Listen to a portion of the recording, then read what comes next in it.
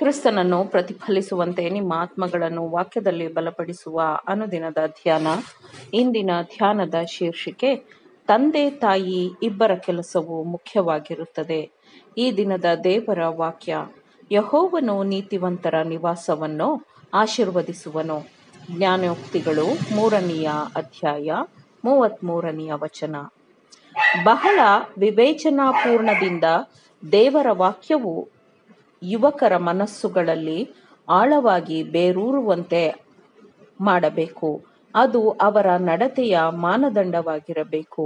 ಅವರ ತಪ್ಪುಗಳನ್ನು ಸರಿಪಡಿಸಬೇಕು. ಅವರ ಮನಸ್ಸನ್ನು ಅದು ಪ್ರಬುದ್ಧಗೊಳಿಸಬೇಕು ಮತ್ತು ಅವರಿಗೆ ಮಾರ್ಗದರ್ಶನ ಮಾಡಬೇಕು. ಇದು ಕೋಪವನ್ನೆಬ್ಬಿಸುವ ಕಠಿಣವಾದ ಮಾತುಗಳಿಗಿಂತಲೂ ಹೆಚ್ಚಾಗಿ ಹಠಾತ್ ಪ್ರವೃತ್ತಿಯನ್ನು ನಿಗ್ರಹಿಸುವ ಮತ್ತು ನಿಯಂತ್ರಿಸುವುದರಲ್ಲಿ ಅದು ಹೆಚ್ಚು ಪರಿಣಾಮಕಾರಿಯಾಗಿರುತ್ತದೆ. ಸೂರ್ಯ ಬೆಳಕಿನಂತಹ ಮುಖಭಾವ ಮತ್ತು ಹರ್ಷಚಿತ್ತದ ಪ್ರೋತ್ಸಾಹಿಸುವ ಮಾತುಗಳು ನಿರ್ಭಾಗ್ಯಶಾಲಿ ಮನೆಯನ್ನು ಬೆಳಗಿಸುತ್ತದೆ ಮತ್ತು ಅದು ತಂದೆ ಮಕ್ಕಳನ್ನು ಮನೆಯ ಪ್ರೀತಿಯಿಂದ ಬೇರೆಡೆಗೆ ಆಕರ್ಷಿಸುವ ಅನೇಕ ಶೋಧನೆಗಳಿಂದ ರಕ್ಷಿಸುವ ರಕ್ಷಾ ಕವಚದಂತೆ ಇರುತ್ತದೆ. ಆದರೆ ಮನೆಯನ್ನು ಸಂತೋಷಪಡಿಸುವ ಕೆಲಸವು ತಾಯಿಯ ಮೇಲೆ ಮಾತ್ರ ನಿಂತಿರುವುದಿಲ್ಲ. ಇಲ್ಲಿ ತಂದೆಗೆ ಒಂದು ಪ್ರಮುಖವಾದ ಪಾತ್ರವಿದೆ.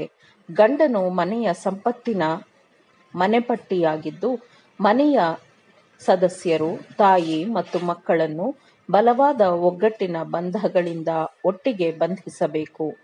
ಹರ್ಷಚಿತ್ತದ ಮಾತುಗಳಿಂದ ತನ್ನ ಮಕ್ಕಳನ್ನು, ತಾಯಿಯ ಪ್ರಯತ್ನಗಳನ್ನು ಪ್ರೋತ್ಸಾಹಿಸುವುದು ಅವನ ಕರ್ತವ್ಯವಾಗಿರುತ್ತದೆ.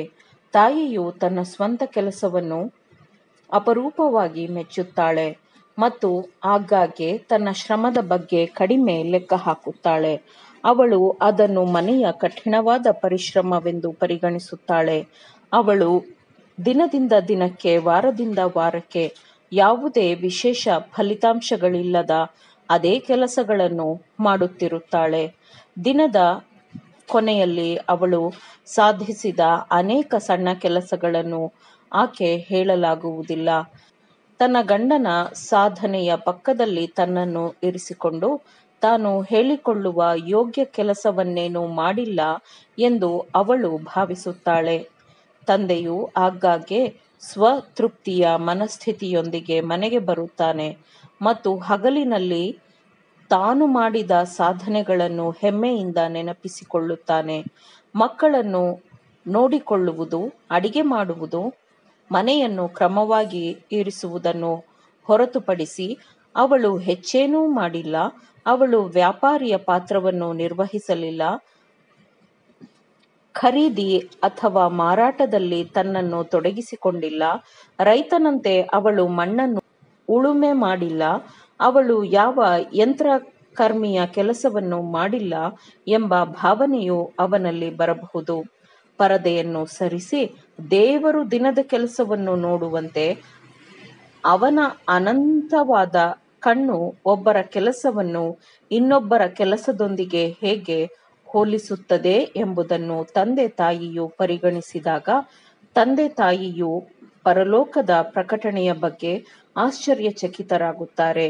ತಂದೆಯು ತನ್ನ ಶ್ರಮವನ್ನು ಹೆಚ್ಚಾಗಿ ಸಾಧಾರಣ ಬೆಳಕಿನಲ್ಲಿ ನೋಡುತ್ತಾನೆ, ಆದರೆ ತಾಯಿಯು ಜ್ಞಾನ, ಪರಿಶ್ರಮ ಮತ್ತು ತಾಳ್ಮೆಯಿಂದ ತನ್ನ ಶ್ರಮವನ್ನು ಮುಂದುವರಿಸಲು ಹೊಸ ಧ್ಯೇಯ ಮತ್ತು ಶಕ್ತಿಯನ್ನು ಹೊಂದಿರುತ್ತಾಳೆ. ಆದರೆ ಈಗ ಅವಳು ಅವಳ ಮೌಲ್ಯವನ್ನು ತಿಳಿದಿರುತ್ತಾಳೆ. ತಂದೆಯು ನಾಶವಾಗುವಂಥ ಮತ್ತು ಕಳೆದುಹೋಗುವ ವಿಷಯಗಳೊಂದಿಗೆ ವ್ಯವಹರಿಸುತ್ತಿದ್ದರೆ, ತಾಯಿಯ ಮನಸ್ಸು ಗುಣಸ್ವಭಾವವನ್ನು ಅಭಿವೃದ್ಧಿಪಡಿಸುವ ವ್ಯವಹಾರದಲ್ಲಿ ಇರುತ್ತದೆ. ಸಮಯಕ್ಕಾಗಿ ಅವಳು ಕೆಲಸ ಮಾಡುವುದಲ್ಲದೆ ಅವಳು ನಿತ್ಯತ್ವಕ್ಕಾಗಿ ಕೆಲಸ ಮಾಡುತ್ತಿರುತ್ತಾಳೆ. ಅವಳು ದೇವರಲ್ಲಿ ನಿಷ್ಠೆಯಿಂದ ಕೆಲಸ ಮಾಡಿದರೆ ಅವಳ ಕೆಲಸವು ಅಮರವಾಗಿರುತ್ತದೆ. ಆಮೇನ್. ದೇವರ ವಾಕ್ಯಗಳನ್ನು ಶ್ರದ್ಧೆಯಿಂದ ಆಲಿಸುವವರು ಮಾತ್ರವೇ ಆಗಿರದೆ ಪಾಲಿಸುವವರು ಆಗಬೇಕೆಂದು ನಿಮ್ಮನ್ನು ಉತ್ತೇಜಿಸುತ್ತೇನೆ. ಪರಿಶುದ್ಧಾತ್ಮನ ಸಹಾಯದಿಂದ ಆಲಿಸಿದ ನಿಮ್ಮೆಲ್ಲರಿಗೂ ಧನ್ಯವಾದಗಳು. ಮತ್ತೆ ದೈನಂದಿನ ಧ್ಯಾನಕ್ಕಾಗಿ ನಾಳೆ ಸಂಧಿಸೋಣ. ಆಮೇನ್.